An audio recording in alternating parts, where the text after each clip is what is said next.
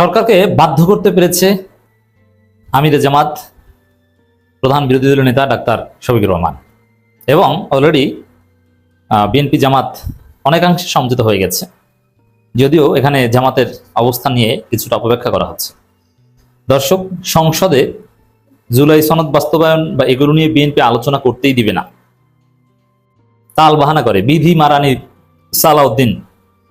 জামাত NCP কিছু বললেই বিধি দেখান, অথচ এটা তার কাজ না। তারা জুলাই সনদের উপর যে 2 ঘন্টা আদেশ হয়েছে এটাকে ধামাচাপা দিতে চেয়েছিল, এবং এক পর্যায়ে ডেপুটি স্পিকার সালাউদ্দিন আহমেদকে বসিয়ে দিয়ে তার মাইক অফ করে এই আলোচনার ব্যবস্থা করেছেন সংসদে মুলতবি প্রস্তাবের উপর। এখানে সরকারের সিদ্ধান্ত ছিল যে না, এই আলোচনা করতে দেয়া যাবে না, কিন্তু আমিরে জামাত নানানভাবে তার বিরোধী দলীয় নেতা হিসেবে তার সর্বোচ্চ ক্ষমতা ব্যবহার করে জুলাই সনদের উপর আলোচনা করতে আয়োজন করতে বাধ্য করেছে সংসদকে, সরকারকে। নাম্বার 1। দ্বিতীয় হচ্ছে, আলোচনা তো আপনারা শুনেছেন জুলাই সনদের উপর। আন্দালিব রহমান প্রার্থীর বক্তব্য নিয়ে তোলপাড় হয়েছে, দালাল কত প্রকার কি কি আপনারা দেখেছেন।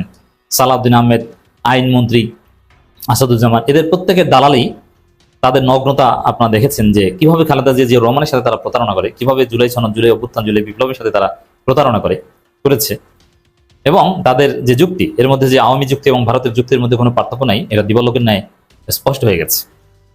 তো দর্শক, সেই জায়গায় ফলাফল কি, এটা অনেকের প্রত্যাশা যে আলোচনা তো হলো, জামাত বাধ্য করেছে সংসদে আলোচনা করতে, কিন্তু আলোচনার ফলাফলটা কি?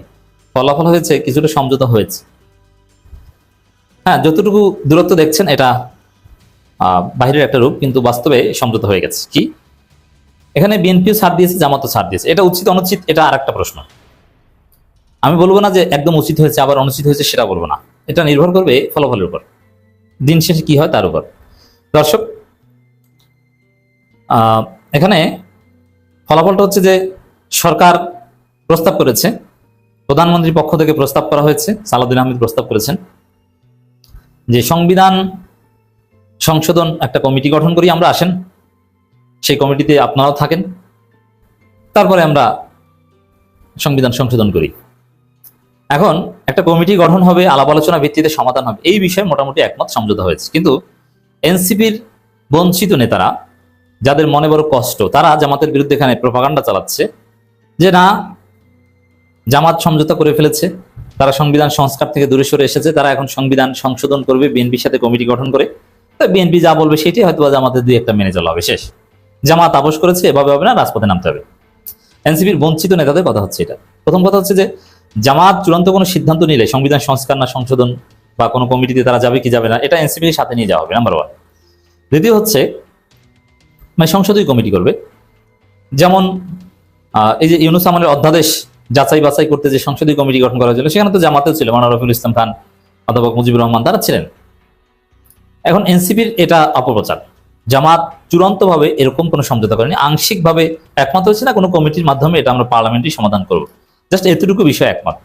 আমিরে জামাত স্পষ্ট করে বলেছেন সংসদ শেষে সাংবাদিকদেরকে যে যদি সংবিধান সংশোধন নয়, সংবিধান সংস্কারের জন্য কোনো সংসদীয় কমিটি গঠন করা হলে, এবং সেই কমিটিতে সংবিধান সংস্কারের জন্য কোনো কমিটি গঠন করা হয় এবং সেই সংশোধন নয়, সেই কমিটিতে বিরোধী দল এবং সরকারি দলের সমান সংখ্যক সদস্য থাকলে তখন আমরা তাতে রাজি।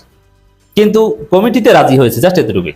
কিন্তু আমির জামাত যে শর্ত দিয়েছেন, এই শর্ত মানলে কোনো সমস্যা থাকে না। 2টা শর্ত, একটা হচ্ছে যে সংশোধন নয়, সংস্কার। এখন এটা আপনাদেরকে বোঝাতে হবে যে সংস্কার এবং সংশোধনের মধ্যে পার্থক্য কি। জামাত কেন সংবিধান সংস্কারের পক্ষে আর বিএনপি কেন সংবিধান সংশোধনের পক্ষে? সংস্কারে সংবিধানের বেসিক স্ট্রাকচার পরিবর্তন করা হয়, মূলনীতি পরিবর্তন করা হয়, যেটা জামাত চায়। আর সংশোধনে মূলনীতি পরিবর্তন করা হয় না, সংশোধনে জাস্ট কিছু বিধান পরিবর্তন করা হয়। সংশোধন আইন সংসদ করতে পারে, কিন্তু সংসদ করতে পারে, কিন্তু সংস্কার সংসদ করতে পারে না। সংস্কার করতে আলাদা সংস্কার পরিষদ লাগে, গণপরিষদ বা সংস্কার পরিষদ লাগে। এটা হচ্ছে দুটোর মধ্যে পার্থক্য। জামাত চায় সংস্কার, এখন অনেক দূরত্ব আছে। আর জুলাই সনদে বিএনপি যেটা যাতে সাইন করেছে এবং সেখানে যে বাধ্যবাধকতা, গণভোটের যে অবলিগেশনস, সেখানে কিন্তু সংবিধান সংশোধনের কথা নেই, সংবিধান সংস্কার এবং সংস্কার পরিষদের সদস্য হিসেবে শপথ নেওয়ার কথা রয়েছে। এবং জামাত এনসিপি এমপির শপথ নিয়েছে, যদিও বিএনপি এখানে আবার চালাকি করছে, যেহেতু দেখছে যে একটা পর্যায়ে বিএনপি জামাতের মধ্যে সমঝোতা না টিকলে জামাত এনসিপি তারা আলাদা করে সংবিধান সংস্কার পরিষদের অধিবেশন শুরু করে দিতে পারে। তো সেই জায়গায় এখন শপথ নেওয়ার যে বিধান, সংবিধান সংস্কার পরিষদের সদস্য হিসেবে জামাত এনসিপি এমপিরা যে শপথ নিয়েছে, ওই শপথ নিয়ে এখন প্রশ্ন তুলছে বিএনপি এবং বলছে যে সিইসি শপথ লঙ্ঘন করেছে, আইন লঙ্ঘন করেছে, সংবিধান লঙ্ঘন করেছে, তিনি এভাবে শপথ দিতে পারেন না, আয়োজন করতে পারেন না। দর্শক, এখানে একটা ইন্টারেস্টিং বিষয় দেখেন, তারেক রহমান কিন্তু কিছু বলেন না।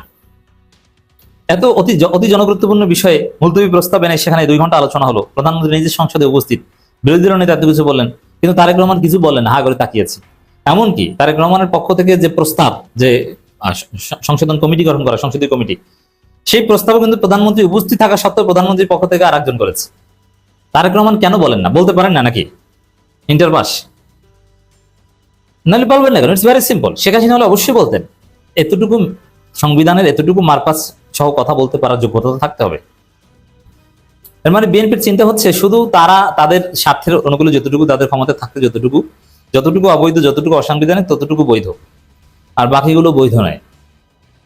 ধান্দাবাজি, বাটপারি কত প্রকার, কি এটা বিএনপিকে দেখলে বোঝা যায়। পদে পদে প্রতারণা। তাহলে দর্শক, জামাতের প্রথম সফলতা হচ্ছে যে সংসদে এই বিষয়ে আলোচনা করতে বাধ্য করা। দ্বিতীয় সফলতা হচ্ছে বিএনপির পক্ষ থেকে এই প্রস্তাব করতে বাধ্য করা যে আমরা আসলে একটা কমিটি গঠন করি। এর মানে করতে হবে, দিন শেষে রাজপথ থেকে বা বিভিন্ন জায়গা থেকে চাপ দিয়ে ওই সংশোধন থেকে সংস্কারও আসবে এবং রাজপথে কঠিন আন্দোলন গড়ে তুলতে পারলে সমান সমান সদস্য সংখ্যক নিয়েও তারা কমিটি গঠন করতে বাধ্য হতে পারে।